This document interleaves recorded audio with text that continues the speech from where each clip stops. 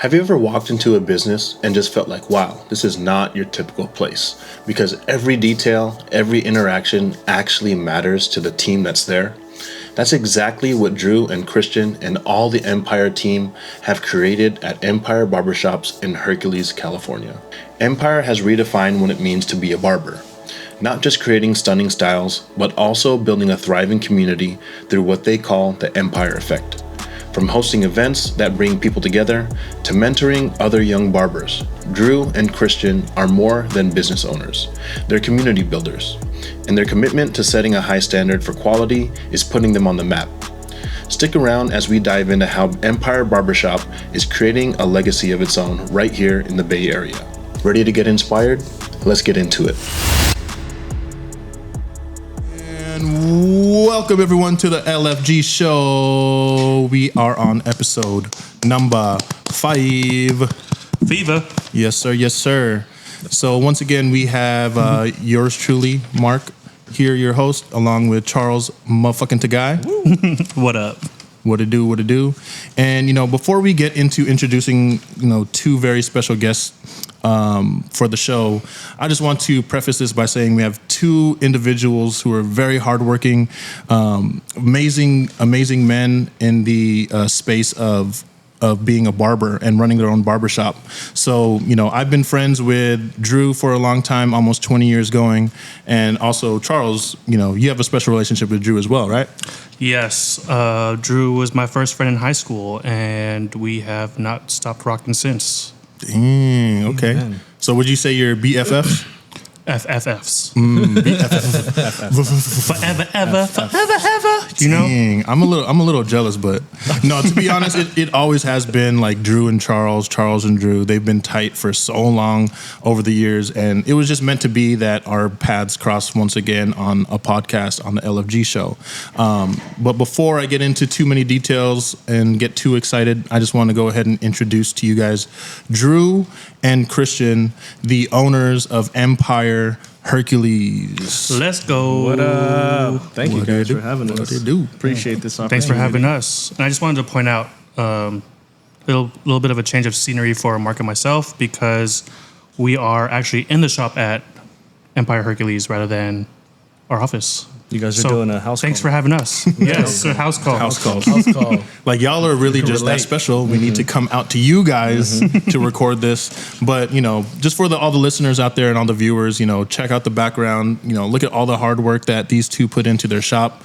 Like, a lot of pride and hard work goes into designing a place that looks like this for people to feel comfortable, and I think it's the best place in the Bay Area to get your haircut. So everyone out there, check it out. Hit up Empire Hercules. Hit up Drew. Hit up Christian. Let them know what's up. Thank you. Come on by. This is your home. Serving the community. Yes. Now, we've been in this location, for a little over 2 years now. 2.5 years. Going on 3 this year. I actually remember sitting in the parking lot hitting Drew up about the spot. Do you remember that? No. I was actually waiting for an appointment at Starbucks. Well, to meet at Starbucks. And I was like, yo, there's a spot right in front of me, right down the street from you, and I think it would be a great spot. He wants the credit. You know I do that. I mean, you don't I want it recorded. Want to throw it in there?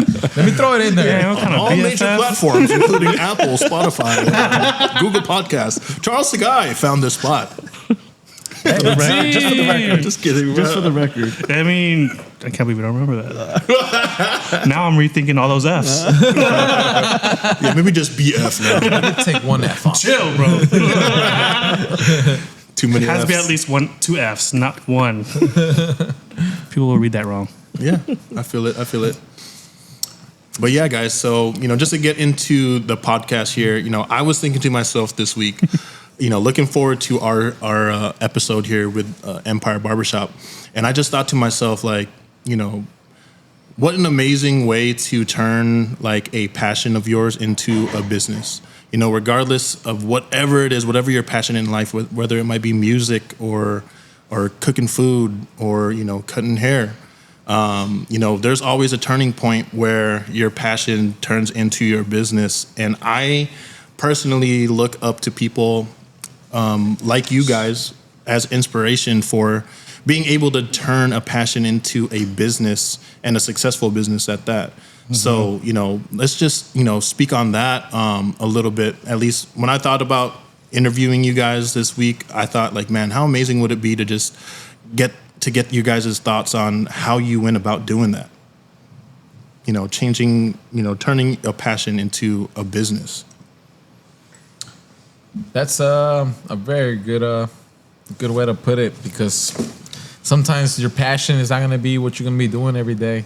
And that's the tough part about how the world and United States living in this country really is. And thankfully, I feel like for me, I am very passionate about what I do.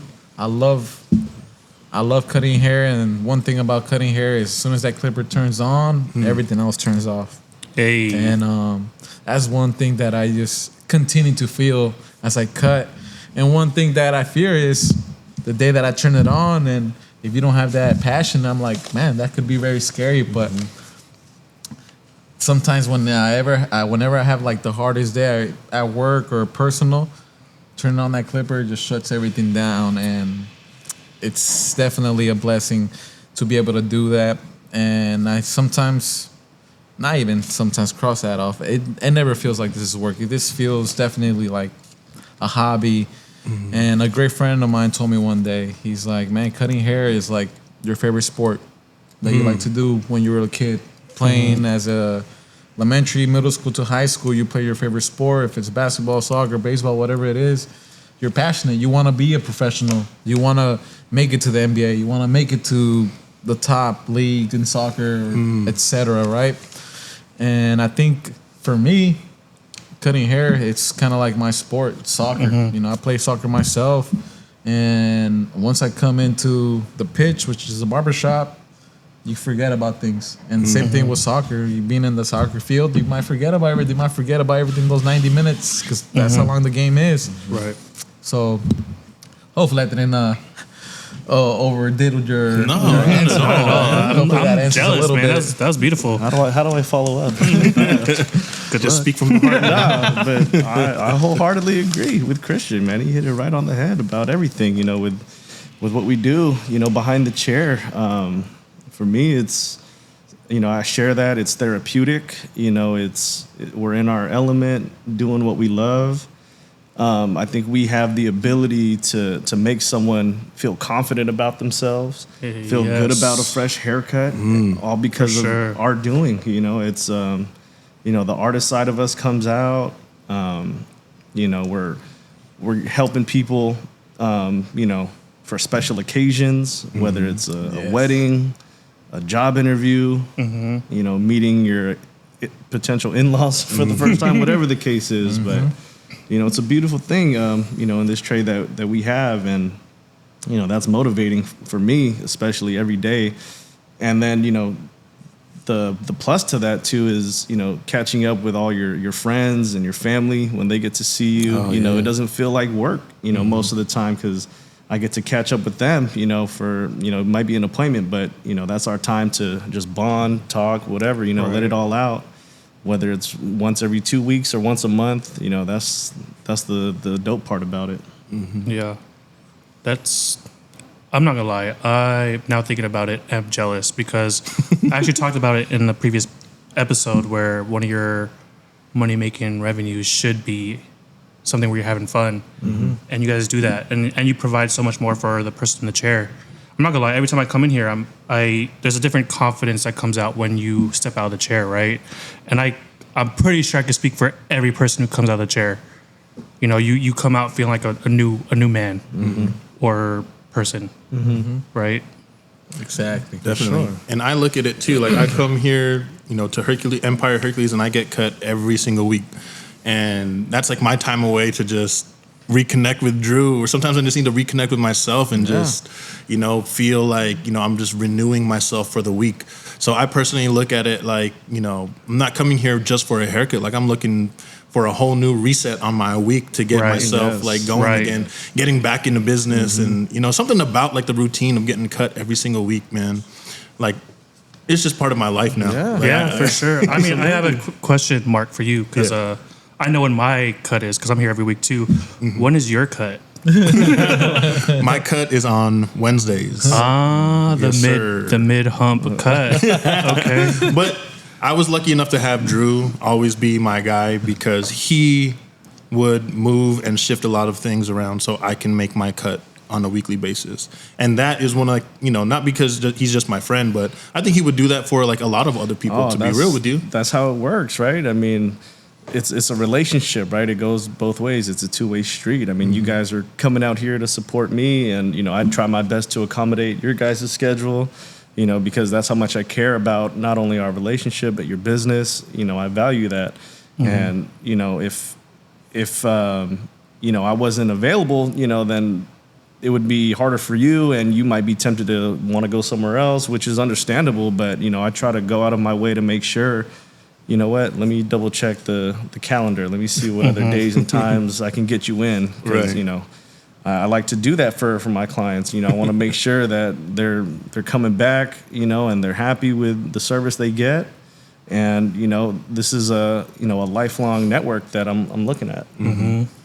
Because like my cuts moved from Fridays to Thursdays to Wednesdays. At one point we were getting cut on Tuesdays and also Saturdays, and I was like, I don't know, man.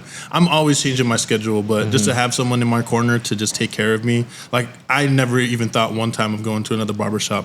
I may have gone to another barbershop because I just had no other options, but like aside from coming to Drew, like you're like the one person that's touched my head.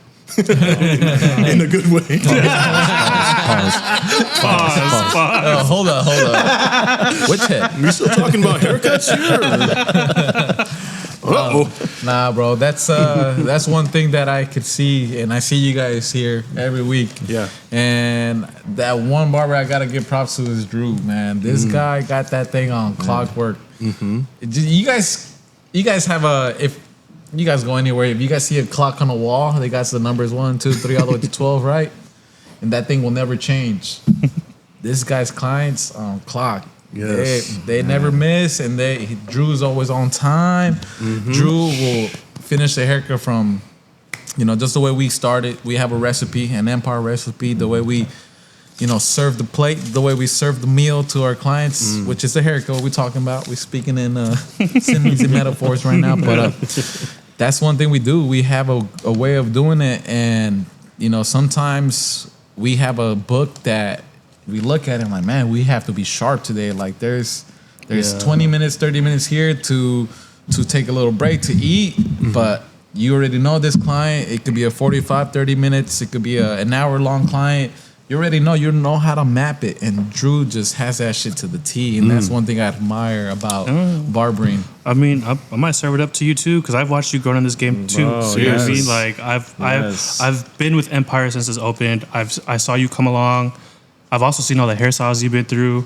Lightweight jealous because I can't do all that shit. But Christian can pull off any hairstyle. I'm saying, man, I've seen all 17, everything. I'm all like, damn, 17 Christian, Christian got the hairstyles on point. You know, Christian be that guy where no one, like someone doesn't know what they want to get as a haircut, and they look at Christian. Let me get that. Let me get that guy's haircut right there. Like, yes, sir. Christian? That's his name, Christian? Christian? Yeah, I want the Christian.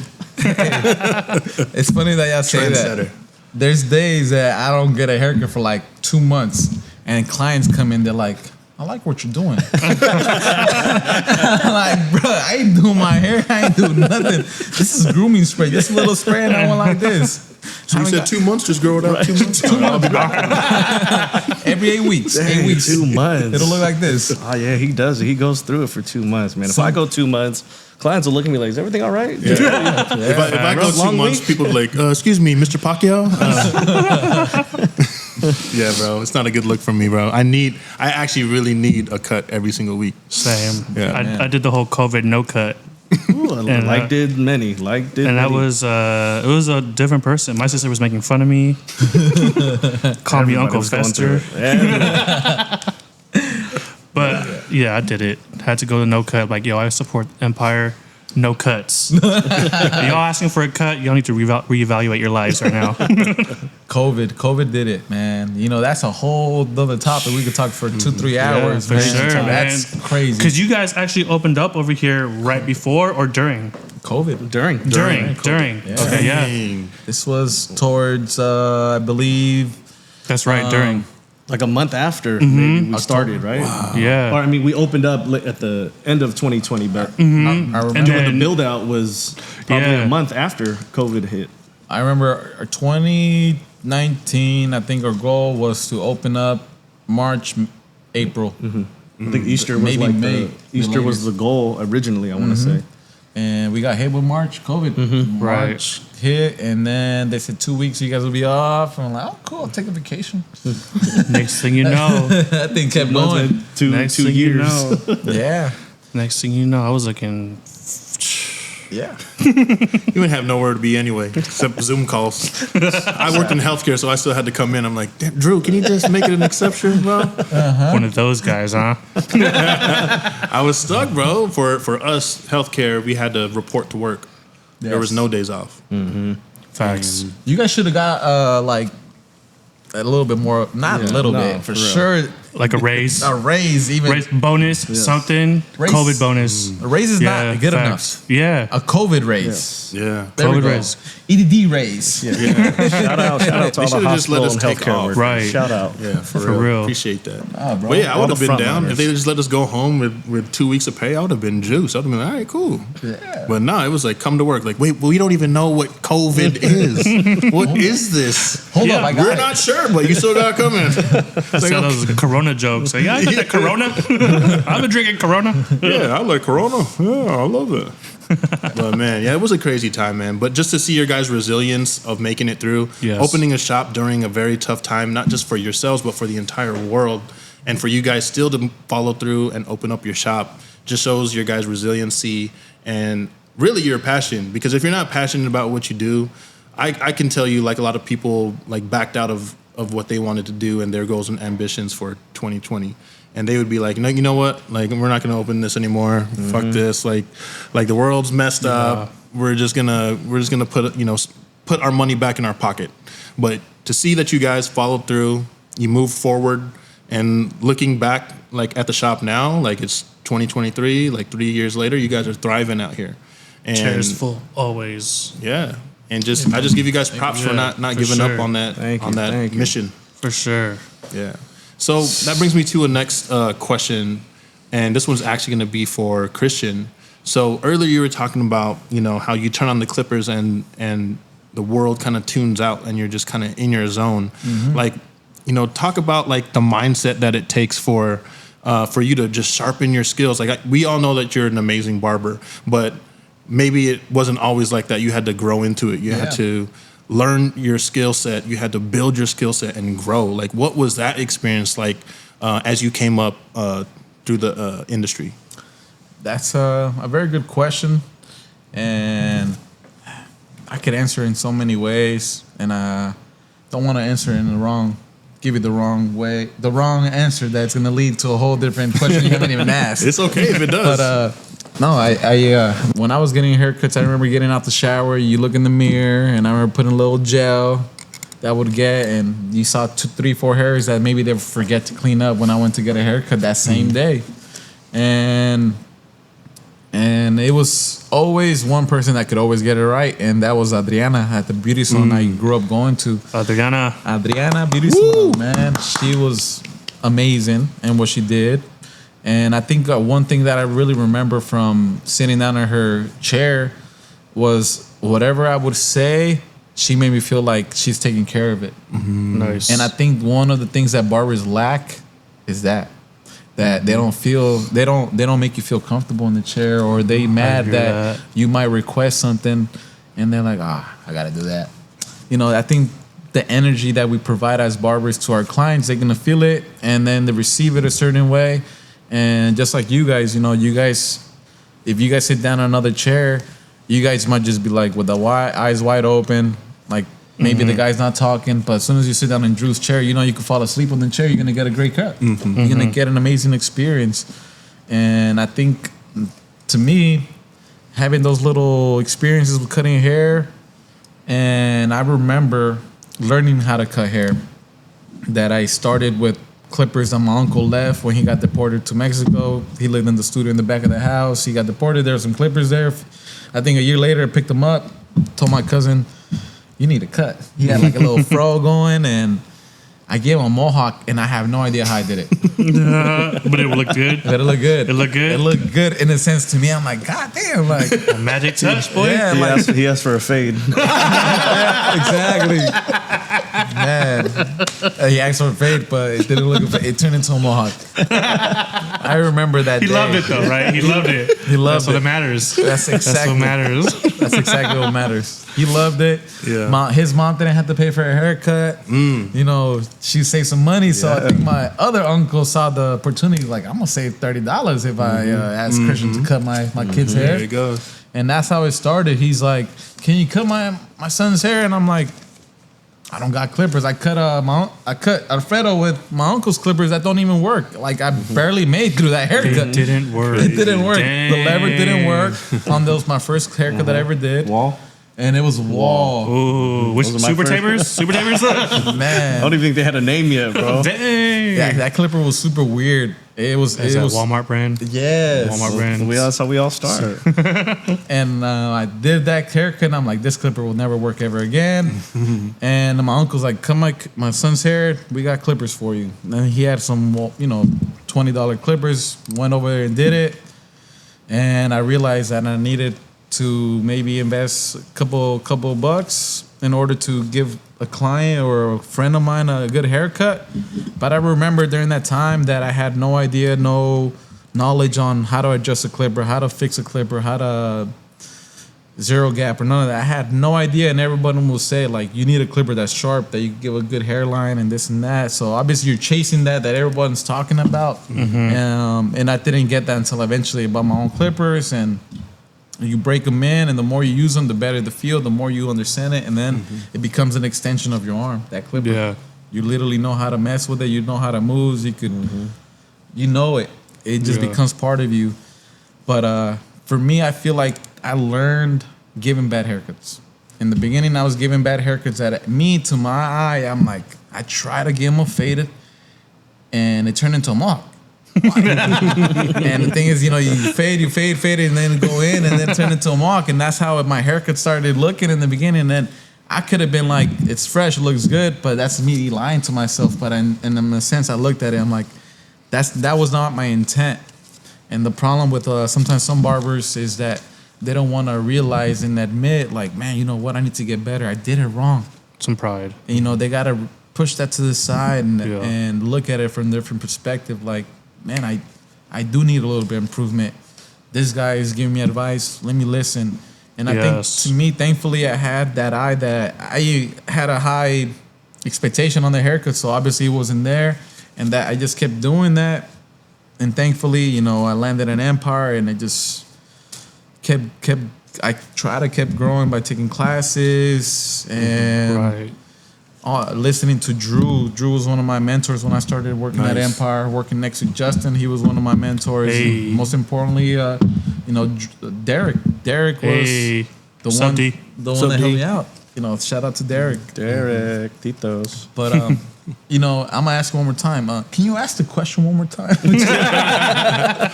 No, I it was just basically like, how do you sharpen your skills? And you pretty much answered it, right? absolutely. Like you learn by making mistakes. Yeah. Right. And go ahead. In the business, like any business, we call that failing forward, right? Like if you fail a couple times, don't let it discourage you. Like, learn from it. That's the best thing you can do. Is like, don't take it as like, oh man, I failed, I messed up on this or I messed up on that, but fail forward and just make sure that you move forward with it, learn from it, and then you improve slowly day after day after day. Right. I want to piggyback on that Yes, too, sir. because I was fortunate enough to see Christian's journey from the beginning. From where he started. I remember when he first came in, probably maybe not even a year after we opened. right around the corner. Yeah, right around almost a year. And I think one of the first things he said you said you weren't comfortable doing was holding a straight razor. Using a straight razor, right? A razor for sure. And that's one of our important tools of every service that we use. But I think the beauty of you keeping an open mind and a willingness to learn, you attack your quote unquote weaknesses and you turned it into your strengths. I mean, to see that journey from where you first started to where you are now, bro. Your creative mindset, the artist that you are, to an unbelievable barber, and even now a business owner. Like that journey. I mean, it's rewarding to see. I'm sure it is for Derek too. I hope I can say that for him.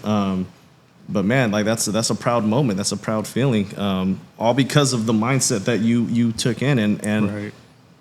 That rubs off on me in a sense where, we have, and this doesn't just apply to barbering, but keeping an open mind, learning from constructive criticism, taking that in, and adapting it, to your craft. You wanna better yourself. The work that you put in, it shows.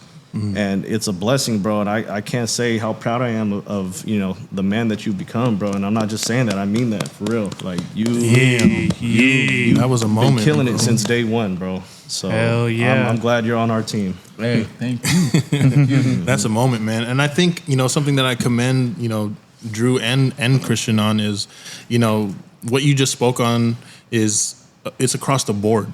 Right. Like anything in life, you have to just know how to take constructive criticism, know where your leaks are, or know where your improvements need to be made, and then attack it. Because if you don't, you'll just kind of be lacking most of your career. But if you're open-minded enough and you're humble enough and gracious enough to be told, like, hey, this is where you can improve. Like, I'm only trying to look out for you and have your back and tell you, what you can improve upon. And then you go out and do it. Like, that's what it's all about, bro. Like, not having an ego and being able to be told, like, this is what you can improve upon to make yourself a better whatever. Put whatever type of fill in the blank. Fill in the blank. Right. And if you're open-minded enough to grow and work on it, then that's what it's all about, bro. Right. Absolutely. Yeah, that's a real beautiful thing because, to be honest, a lot of people don't even, whatever industry they're in, a lot of people aren't open-minded enough to accept any criticism or just to learn more about what they want to do. There's a lot of pride out there right now, and yeah, man, hats off to you, man. I'm proud of you too because I've seen it all, and Thank you. no doubts ever. No, thank you. One thing that I feel like that helped me get to the stage in a sense where I'm in now is in the beginning, cutting hair, I was doing it for fun because I wanted to give it a shot, wanted to try it. I thought it was a fun thing to do. Literally, it felt like it was a hobby. In the beginning, it wasn't for money. And I think that was a blessing, the most biggest blessing that kind of made me get to where I'm at right now, because at that moment I was doing it for fun. I wanted to learn, but in a sense, that if I was chasing the money idea would have threw me off through my focus. Right. Because let's say that moment I was not busy. I was begging people to get a haircut by me. I had to beg my friends. I'm like, show up to school at 8 a.m. I'm like, bro, you got cut by a little so-and-so salon? I could do that. Let me do it. And they were like, no, you can't. You can't. And I'm like begging them, and I'm like, bro, I'll go to your house and I'll do it for free. Or, That's what it takes sometimes. Yeah, exactly. Just to get out there. Exactly. You have to get out there. And that's what I would do. I would either take them to my house, cut their hair there, and I'll drive them back home to their place. Oh, do it for free. That's dedication, man. That's for sure. Hats off. I'm curious though. What were you doing before cutting hair? Cutting hair, man. I have a little small little journey of jobs that I had. Of course, high school, Mickey D's, Lucky's, and after Lucky's, Metro, PCS. I worked at Dollar Store. This is all through high school, and then college. I went to UC Santa Cruz for a couple of years. When I went out there, and I enjoyed it. I loved it, but being in a zone that I was not comfortable in, a new place where I didn't have my friends that I was comfortable with, and I had to establish that new life over there, and it was hard kind of finding myself. And then eventually I came back to Richmond, and I started going back to school, but I heard about a barber program, and that's how I ended up cutting hair. But through those little journeys, I was just working at a T-Mobile. I did some landscaping work, Jack of all trades over here. You know, Gotta do what you had to do, man. Right. how does it go again? By default, By default. landscaper by default. Exactly, ethnic default. There we go. So been at Empire for 7 to 8 years, and before that it was just little jobs here and there. The longest job I had was Lucky's High School, and T-Mobile, of course. And I was AT&T, so there we go. I was T-Mobile took too. all them customers. Yeah, I think I joined T-Mobile at the best time too. Yeah. The I mean, the cell phone game was actually pretty Sidekick. tight back in the day. yeah. We just needed the sidekick to become the iPhone. That didn't happen. But that was our dream. It was almost there. If the sidekick became the iPhone. But no, AT&T won that battle. For sure. Man, fuck it. I remember that phone, the Sidekick. Yeah. Everybody had that. I wasn't cool enough that I didn't get that phone, unfortunately. I never had it. I never had it either. I wanted it. I never had it. Same. Wasn't that cool? But yeah, if we could bring that same question to Drew, would you care to Yes. answer that? Like as far as just, sharpening your game and like, I don't know if I'm biased, but I'm like, dude, Drew is, has some clean ass cuts. Like every time I see someone get out of the chair, I'm like, whoo, that's how I'm about to look right there. Like I come into my cut and I see whoever's currently in Drew's chair. I'm like, damn, that looks clean right there. I'm all excited. I'm about to be looking like that fresh in a minute. Yes. So, with that said, man, like you definitely, at least around, our area, the Bay Area, like you have a reputation of being one of the, the cleanest barbers out there. What is it that it took for you to kind of sharpen your game and sharpen your craft? Oh man, a little bit touching on what we, mentioned earlier about, keeping an open mind, willingness to learn, being surrounded by great talent like Christian, and guys like Justin, Derek for sure. I learned a lot from those guys. I still learn from those guys every day. It's a never-ending process. I would watch them daily, man, in the shop, the way they took care of their clients. I would take little things that they did, and I'm like, dang, I like that. That's real attractive. Like I feel like they're really taking care of their clients by doing something, the way Christian's fanning his client right there. I'm like, oh, damn, I need to fold my towel that crisp and, get that flow going. But no, I mean, they say iron sharpens iron. So when you're surrounded by, guys with like minds and, their hunger, it's contagious. It rubs off. I definitely love, being around these guys because their work ethic speaks a lot. These guys work hard day in, day out. They never complain. They're go-getters. And that's something I want for myself. You know what I mean? Mm-hmm. And that's what encouraged me to, pursue this and take it as far as I can, and on top of that, having a great support system, around outside of the shop, Huge. Shout out to the wife, Joyce, and our significant others and Joyce. spouses, man. They're our biggest supporters at home. They're cheering for us, they're rooting for us to do well. And I probably, without her, motivating me, she was the one that pushed me to pursue Empire, to be honest. She straight up said, if you're going to see how far you can go with this barbering thing, now is your opportunity. This was back when Empire wasn't even open yet, but I told her about it, that there was a shop that was, coming to Sun Valley Mall and was opening up, and I'm thinking about pursuing it. And she says, well, now's your chance. Like if you're really serious about this career, this profession, here's your chance.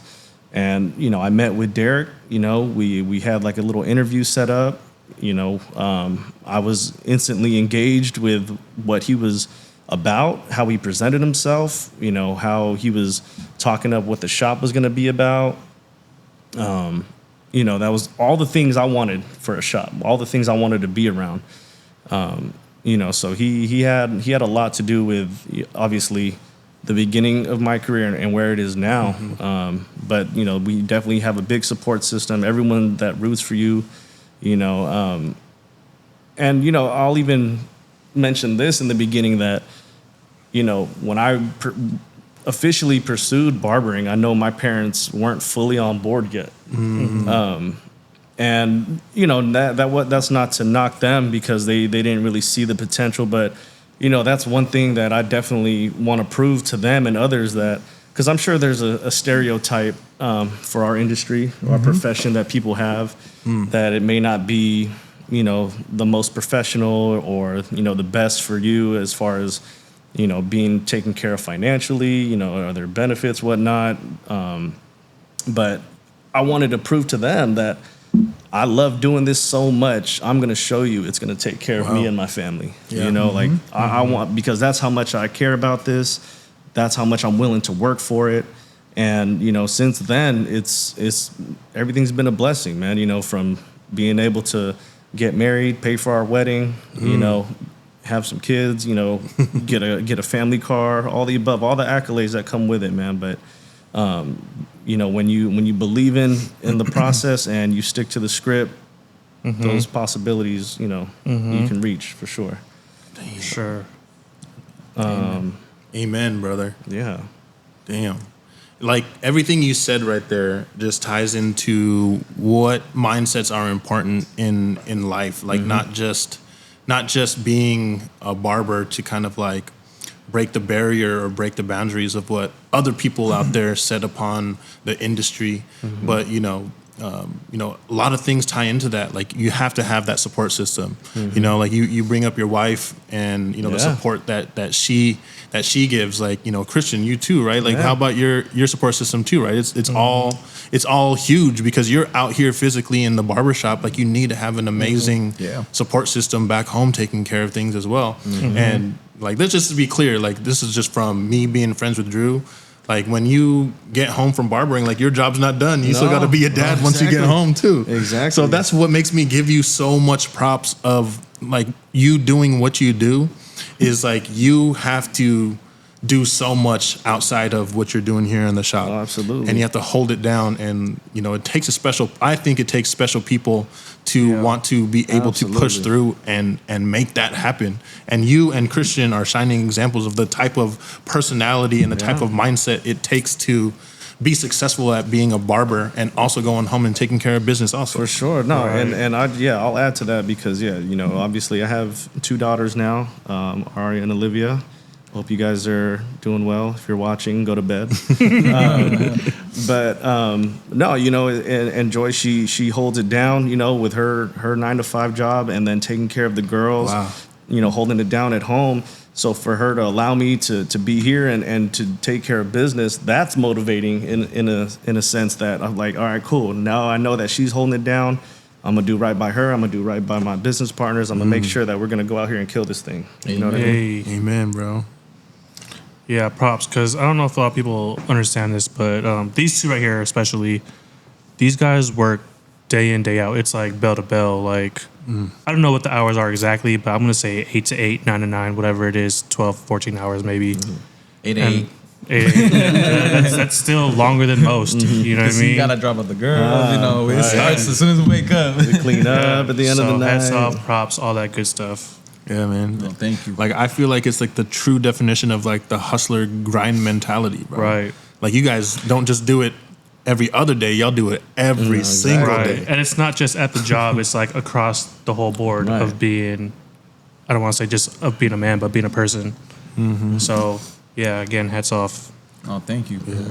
I think how you said it right now, it sounds like, we do work a lot. We work a lot.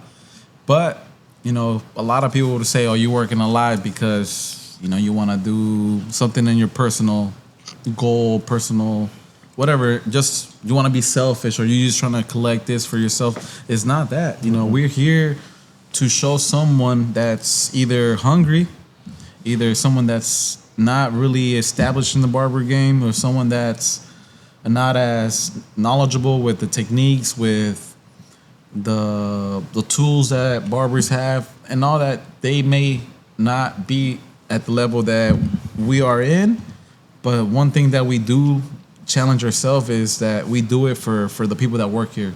Hey man, I've seen it. I can attest to that for sure. We do it for our team because if I was coming in maybe half-ass schedule, maybe half-ass haircuts. Maybe my quality is not there. Maybe even my attitude, my energy coming into work. Right. And one thing that Drew said, which is a beautiful word to say, it's contagious. Everything you do, it's contagious. You know, anything that you do around you could be contagious. And the strong mentality person, either if it's contagious in a good way, they're gonna take it. And if it's contagious in a bad way, you know to stay away. Wow. But Yeah. if you don't, that shit could be just like Derek said. You know, it's a cancer in a shop. Sometimes, like if there's a bad apple, it's gonna get all the apples sick. You know, it's gonna all the apples gonna go bad.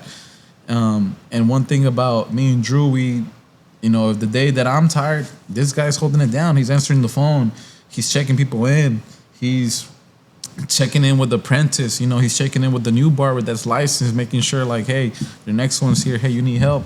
You know, checking in with the walk-ins. You guys would like a water while you wait for your barber. And that's one thing that we know. We don't even need to tell each other. We just look in the eye. We already know, like, Facts. we already know what to do next. Yeah, and I see and feel that because these two right here for sure. I mean, I'm a big believer in how you do anything is how you do everything. These two guys right here, straight perfectionists. Lightweight annoying because like I'm lightweight trying to be that too, but man, it's a standard for sure, and I appreciate it because it keeps me on my toes too. You know, For sure. Yeah, for sure. And I feel like, I don't know if you guys can speak about this point as well. Like I don't know if it's only because I come to Empire, but I just feel like Empire just sets a different standard altogether. You know, I've been to other barbershops before, and it's not to speak down about any other barbershop, but I will just say the truth of what I see, and what I see in Empire is that there's just a different standard. It's not just like, you know, one barber, two barber that sets the standard. Like it's the whole collective that needs to live up to a certain standard. And I think it just shows in the way you guys upkeep your shop, the way you set your appointments, the way you greet every single person at the door, like clockwork. Every single time someone steps in, even if they may be lost, they might be looking for share tea next door. Yeah. You know, but if they're looking hungry and they're looking for a drink for share tea, you're for sure gonna be like, hey, you know, welcome to Empire. Like, how can I help you? You know what I mean? It's like it's like clockwork, man. You guys really put people first, and I can see that in like your interactions with your clients, but not just your clients, also like how you guys deal with your outreach to the community. You know, not just, you know, you have your shop here in Hercules as well as Concord. Like you guys definitely have like your outreach that you guys reach out to the community. So I don't know. It's just, to me, it's just so much more than just a barbershop, man. Like y'all put people first. Absolutely. You know, this is who we are. This is a lifestyle, you know. yeah, Early on, you know, Derek is he laid out what the mission statement was, you know, when Empire started, and that's to elevate the industry standard. You know, it's all about, you know, elevating and you know, like I mentioned earlier about how some people have this stereotype of what barbershops are in their mind, how they perceive it and perceive barbers. You know, it may not be the most professional, may not be the most clean, but you know, when you're here at Empire, whether it's Hercules, Concord, Walnut Creek, wherever, you're gonna get this at any location. This is just what we do. This is who we are. You know, we're professional. We provide customer service. You know, we're clean. We give, you know, a quality of service that's, you know, a high standard always.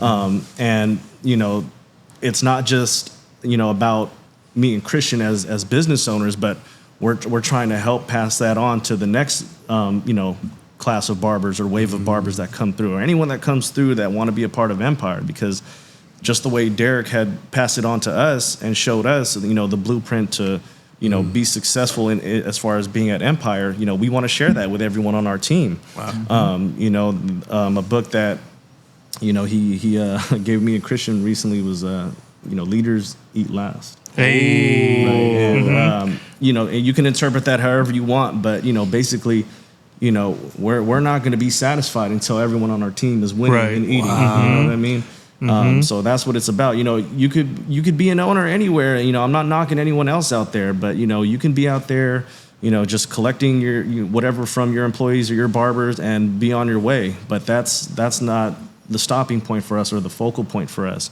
You know, for us, it's about inspiring. It's about educating. It's about passing on the traditions that were, taught to us basically, and we're carrying those, for our business and for the future generation as well too. So we're trying to teach that and stress the importance of that. And, hopefully the industry standard, gets elevated because of that. And if other shops are doing that and implementing that, then we're doing our job. Right. In the barber industry, there's a book. It's a barber book.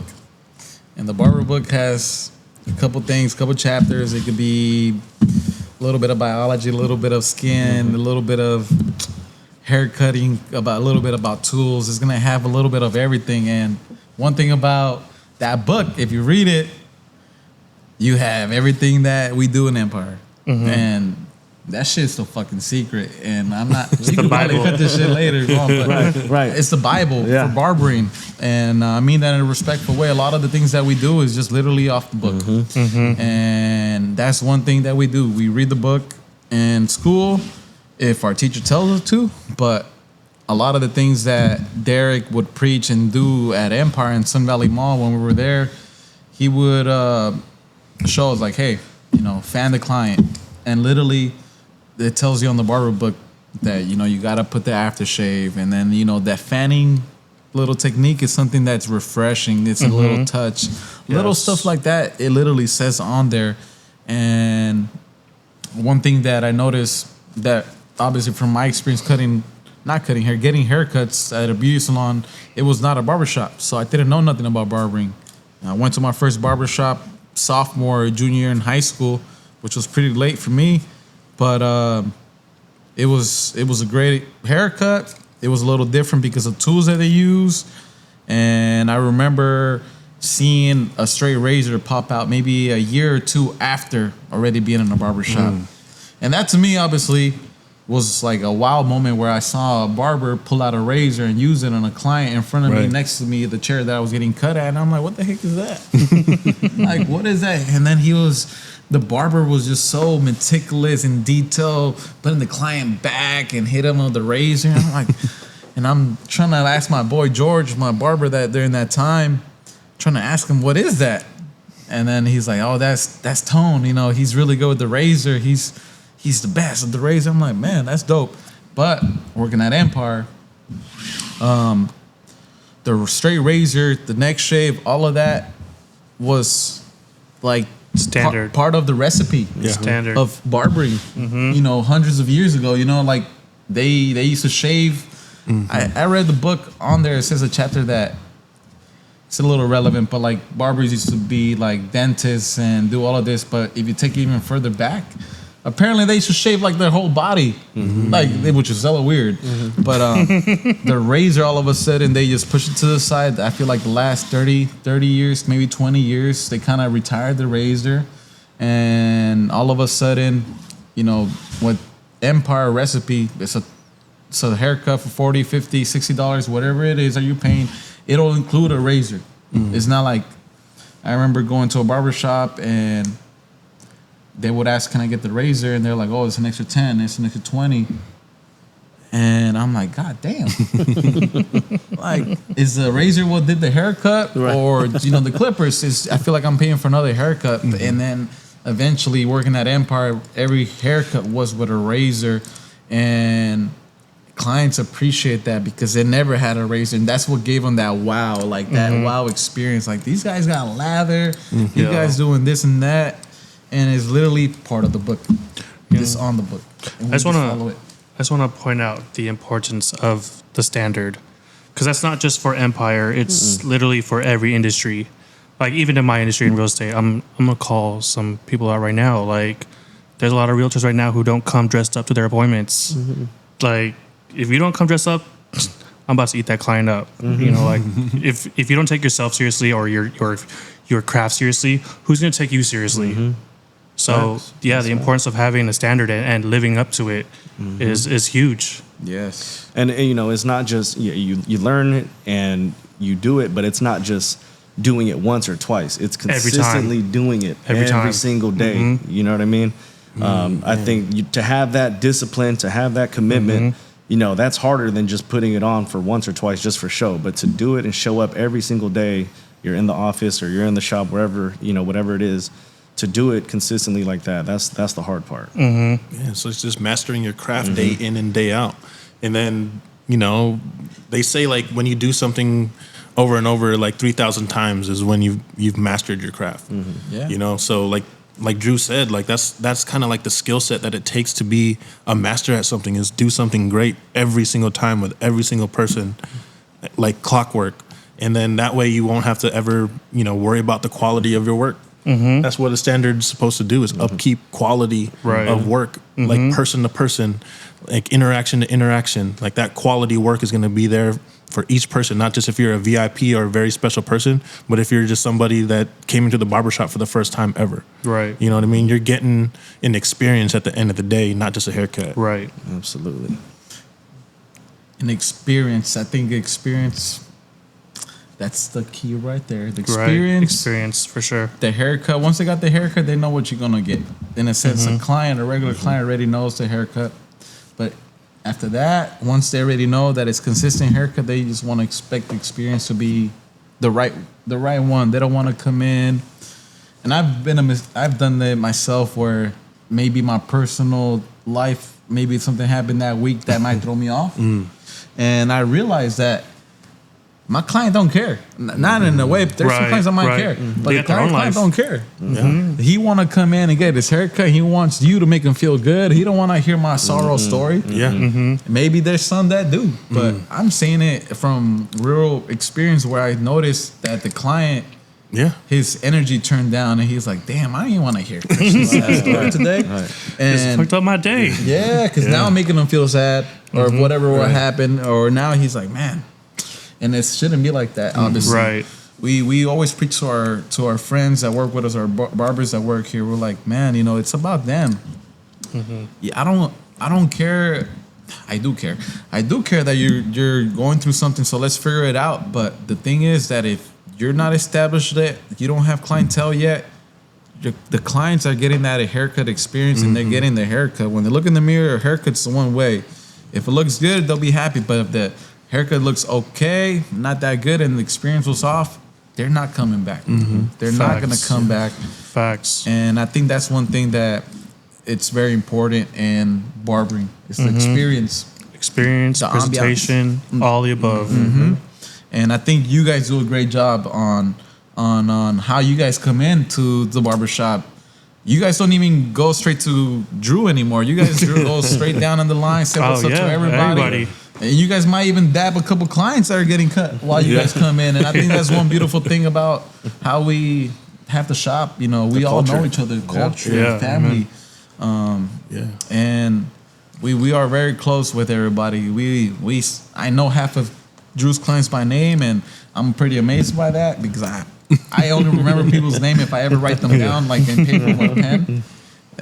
But that's how it is in here. We really appreciate every face that comes in. Absolutely. And any Yelp review that they leave us, any little like thank you or anything that they do, because clients, I feel like in Empire, our clients take care of us, especially Christmas time. But I think a lot of them they'll literally will show us their appreciation. Some don't, and it's okay, because we don't expect it. Right. We don't. Right. That shit, it's not part of it. But whenever showing up is part of it. Part of that. Exactly. Part of that experience. That's all I care about. Appreciation. I always tell my client, I'm like, bro, you didn't tip me, bro. As long as you keep coming back, I'm happy. Right. Exactly. As long as you come back on your next haircut, I'm happy, bro. Right. Oh, bro, I ain't got no money right now. Bro, just book another appointment and come back. If you don't come back, then I'll be like, oh, shit, where I messed up. That's just me. And something you said earlier in your statement about, sometimes if you're feeling some type of way and you bring it into the shop, like the energy, like your clients will feel it. And it's the same way with, I'm sure, with real estate or financial services, what I'm like embarking in is like, I have to tell myself, no one's going to come save you. If you're having a bad day, like no one's going to come save you. Honestly, no one cares about that. Like, of course you have people you can lean on, but the fact of the matter is when you're face to face, person to person with a client, like you got to pull it out of somewhere. You got to pull that energy out of somewhere, and you just got to get the job done. Absolutely. Like if you start acting any type of way, like a little bit low on energy than you were last week, or they can read upon that. And then, like you said, things in the small shop are contagious. But it doesn't always have to be negative things that are contagious. Positive things are contagious. Right. Yeah. Because like you said, like I'll sit in Drew's chair, and I don't know why when people walk through that door, because we're the first ones and I'm facing them, I'll say hi too. Like I'll greet them at the door. Like Drew, like, hey, welcome in. I'm like, hey, what's up, man? Like it's contagious to us as well. Like I want to be cordial, and I want to like spread the love and positive energy to people. And I'm just a dude sitting in the chair. But just seeing your guys' energy, like I just noticed I do that. But like I remember sitting in the chair, it was just yesterday, like someone walked in and like I just gave a little smile and said, what's up? And like, I don't know, to me, I felt like, man, I could have just said, like sent a message to this guy that, man, this barbershop's dope. Like even the clients are happy. Yeah. You know what I'm saying? It's very true. No, one thing, we tell the guys too that work here or in Concord, it's like, we're here almost more than we are at our own home. Right. And so this is like our second home in a sense.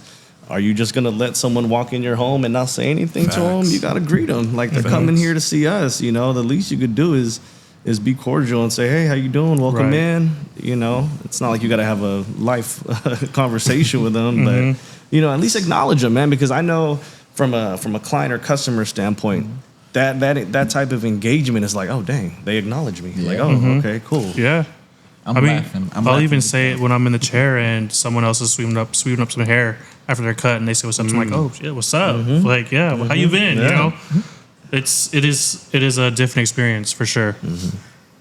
It's funny that you guys say that because it's funny when I see a client and it's like the way they're turning around and like when they hear like when they're getting greeted, it's their face. It's almost their shock because they haven't got that before. Exactly. And then I'm like, damn, you haven't been to a place like this. Huh? Like, bro, we just doing our job. That's it. This ain't a shop. It's Empire. It's in a barbershop. It's Empire. Yeah, bro.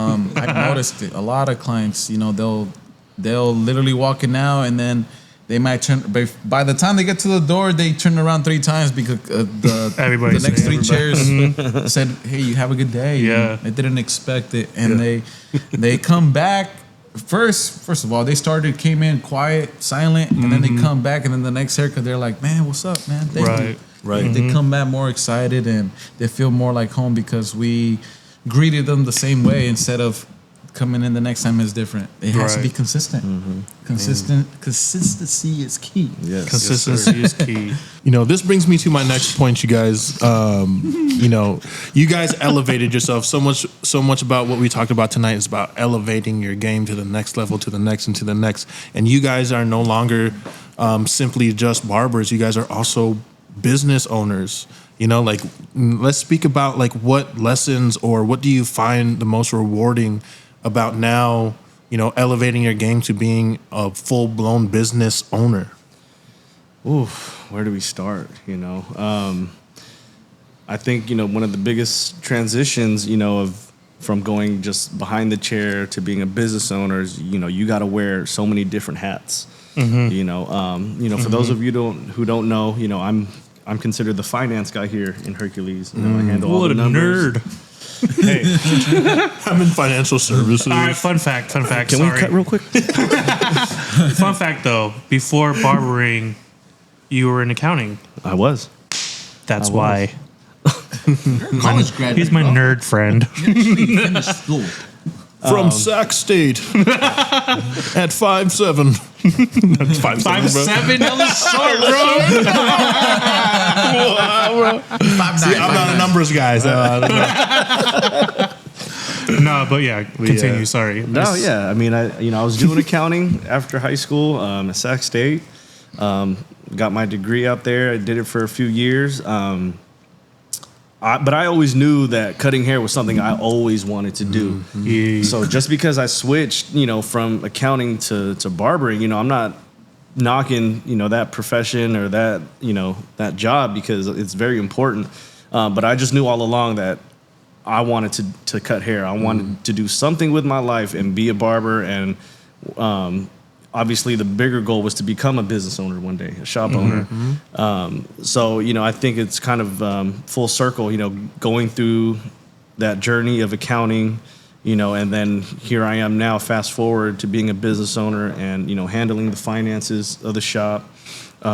Christian, he's the educator, the creative, officer here in Hercules. So, I think those are two very important roles. But yeah, you as a business owner, you do have to wear different hats, throughout the day, throughout the week. We're playing, the manager role, we're playing the accountant role, we're playing the janitor role, cleaning up, leader role, the manager leader role, all the above. Trying to coach guys up.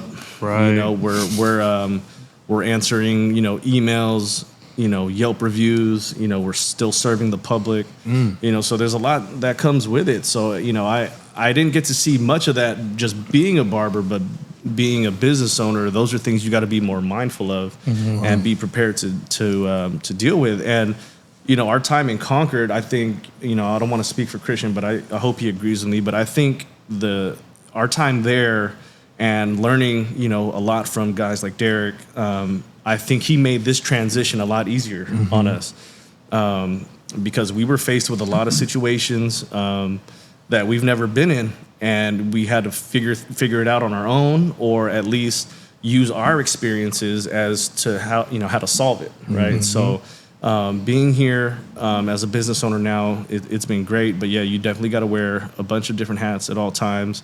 And I think the biggest thing is to always, like I said, obviously earlier, keeping an open mind, but you want to share your knowledge and your experience with your team members, the guys that you want to bring up with you, guys that you can pour into, the guys that are willing to learn, those are the guys you want to feed and, invest in, so to speak. Right. Because the rewarding part is like how I, saw with Christian come up in the game, to see his growth and, from where he started to where he is now. That, to me, that's the rewarding part as a business owner or as, a trainer, a leader, a manager, to see someone go through the motions of, learning their craft, staying hungry, willing to learn, wanting all the above. That part is priceless, in my opinion, because you're seeing them set themselves up for the future. And that's what we want to do for the guys that come after us. Right. And I can attest to that because, I'm not a barber, but I do pay attention, and I'm not going to mention any names, but I see the guys in here. I see everybody in here. Yeah. I don't keep tally, but I kind of do. You know what I mean? And well, you're here enough. I'm here to enough. See. You're here I'm here enough, and I see what comes out of the chairs and whatnot. I see the standards.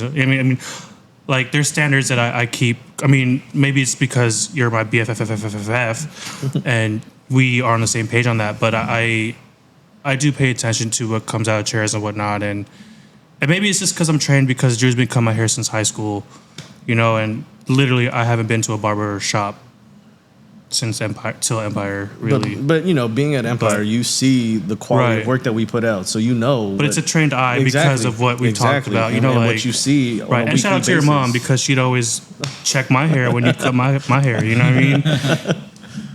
Love you, Auntie Kathy, Mom. Love you, Mom. Love you, Mom. I think our clients, just like you said, sorry to cut you off. No, when it comes down to clients like you, like Mark, or any clients that I know that Drew's been cutting since day one, that are uncles, cousins-in-law, whatever it is, they've been here for X amount of time, and most of them have been here since the opening days that Drew started. And I started right before after the first year, right after. I remember. And it's like, who's the new guy? who's the guy with all of a sudden, the little brother's here. You know? I pay attention. Oh yeah, bro. Bro, exactly. You pay attention, and that's what I'm trying to say. I've had clients that sit down on my chair, X amount of years, and it's crazy when some of my clients will tell me like, "Ooh, I don't think that guy's gonna work." Ooh, I don't think. And it's crazy when they know and they get it right.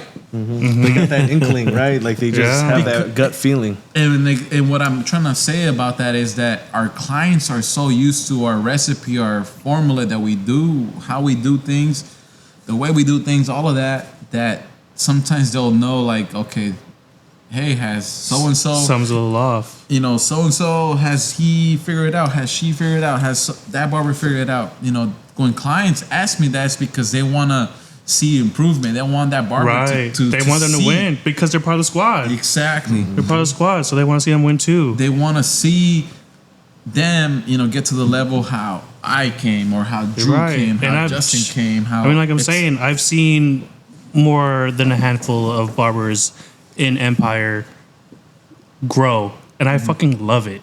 I love it. Yeah. And you know, sometimes when I have those clients tell me that thing, and I'm like, I'm gonna bring you to my next interview that we have for next barber, and that way you can help us out and narrow down some weigh in on your feedback.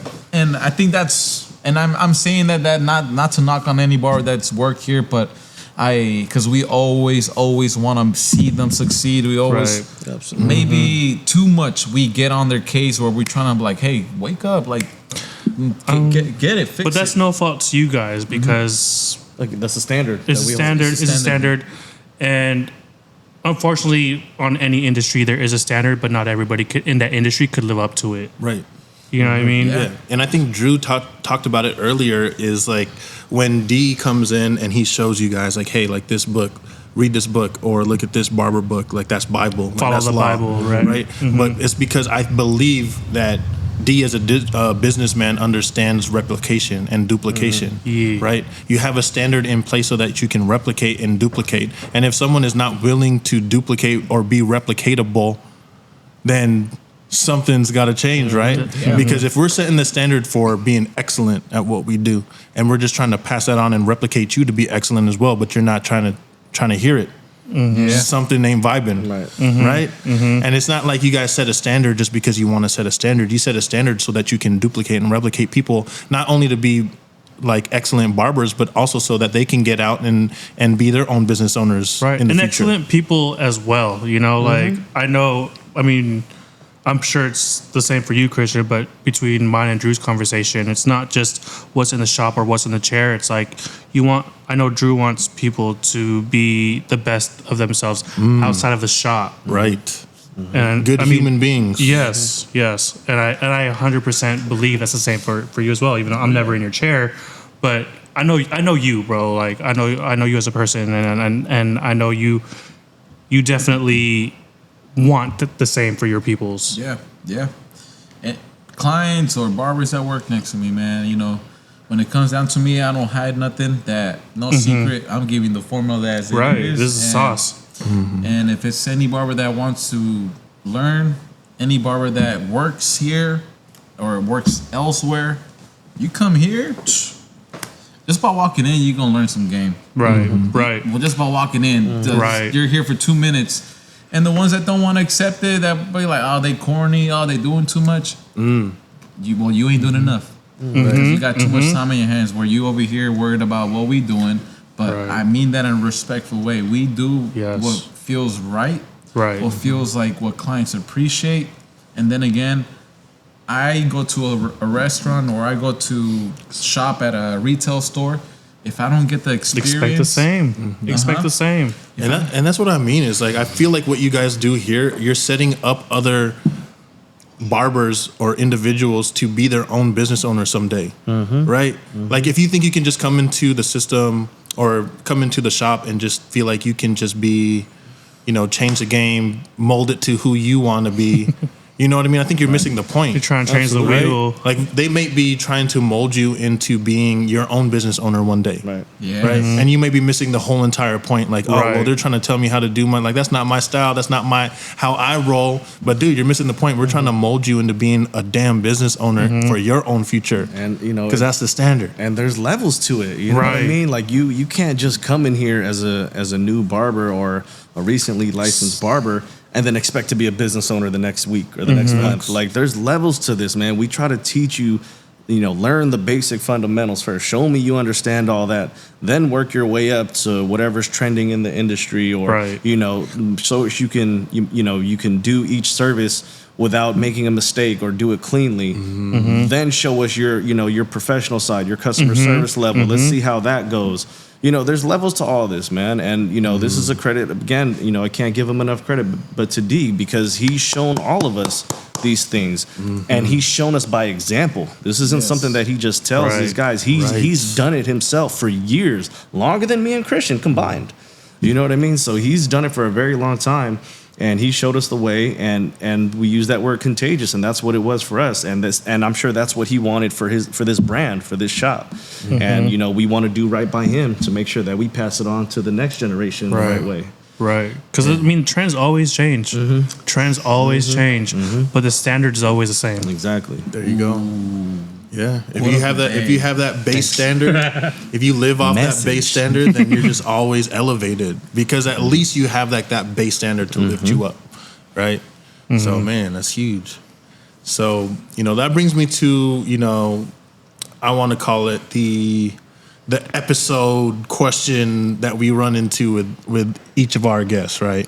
But before we wrap up, we just want to tie everything into legacy. Right, this is the LFG show, the legacy for generations. After all, this is what we love to talk about, and we want to ask you both, what type of legacy do you guys want to leave behind for your family, or for future generations, or for future barbers? That's when you say legacy.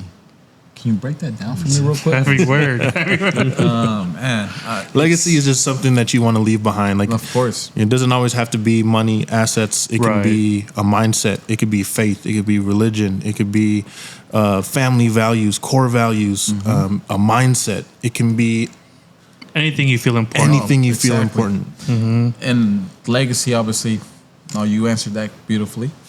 And the legacy that I would like to leave, if I was to be gone tomorrow, or whatever, it's I want people to remember me as obviously a hard worker and all of that good stuff. But then I'm like, man, is that enough? You want to give more, and I think, damn, I gotta let that question marinate, because it's like I got the answer for you. It's a lot. It's a lot. It's heavy. But I think for me, I just want people to understand and know that everything I do when it comes down to cutting hair, because this is what I do, my profession, I do it with love, wholeheartedly. And I do it with my passion. And I think every haircut that I do, I always try to aim for perfection. And obviously, perfect is never the case, but I watch a lot of movies, or I might have a person that I admire, and their way of thinking is being the best. I'm gonna name some random names, but I watched DBZ growing up, Dragon Ball Z, Goku, Super Saiyan, being the best. This guy's the best. I was a Vegeta fan, but it's cool. I love Vegeta too. I like Vegeta, but that idea of him being the best warrior, or whatever it is, I'm like, as a kid, I wanted to be the best warrior. And then now as I'm older, I follow other people. You got Zlatan, his mentality. Everyone says he's arrogant. Everyone says he's this and that. But he's just confident, because no one else is going to give you confidence. No one else is going to pour confidence in you. You have to do it. So you got to bring it out of yourself. Exactly. So, I've tried to take a little bit of everything that they do, and I try to apply it into my life, the way I perform. And, I remember when I started cutting hair, people were like, man, you're really good. And I would never say I'm really good. I would never say, because I wanted to be better. I felt like you it was didn't feel enough. you weren't good enough. Exactly. Yeah. I'm aiming for a certain point that sometimes it's unreachable, but you just keep going. You try to reach it and you keep going, and that's just what drives you. And that's something about me that I want to keep going, and I feel like I haven't done enough. I still got a long way to go. This is just one step to the door of the success that I hope to succeed to get in my life, because obviously now I have a son, and I want to make sure he's good. You know, I want to give him the life that I had a great life because my parents gave me their best of them, but you know, there's more out there. There's more, and that it's more that we were unfortunate enough because financially we couldn't afford things or etc. And mostly in life, that holds you back is the money. You might not be able to go to this school. You might not be able to play for this team because you can't afford it or etc. Right? And I think opening a shop has opened up a door where I could feel like there's one thing I could check off my book. There's this, and then there's more. I can't settle. There's no way in settling in life. You have to, you know, aim for that perfection in a sense that this is not enough, but it's good enough. And it could be good enough in a sense, if I die 10, 20, 30 years and this is all I accomplish, it could be good. But there's always more. You're always shooting It for could more. always be better. There's always room to grow. It's always Always room to grow. exactly in the personal level and then in the business perspective of the shop. And I talk to Drew all the time. I'm like, Drew, I already know what we're going to do. I already know what we're going to do when we open up the next shop. Got the vision. I already know. You ready? You want to hear it? And I tell him. Yes, sir. And he's like, oh, shit. I think I'm with it. And I'm telling him. And he hears those ideas. And I'm like, bro, this is one step. I remember a year ago, I had a conversation with him. And I'm like, bro, right now, we have 5 barbers. We have 8 chairs. We need to get to over here. And, you know, we talk about it. And I think that having that mentality of not being satisfied, sometimes it could hurt, but then again, it's what keeps you going. It's what keeps you motivated.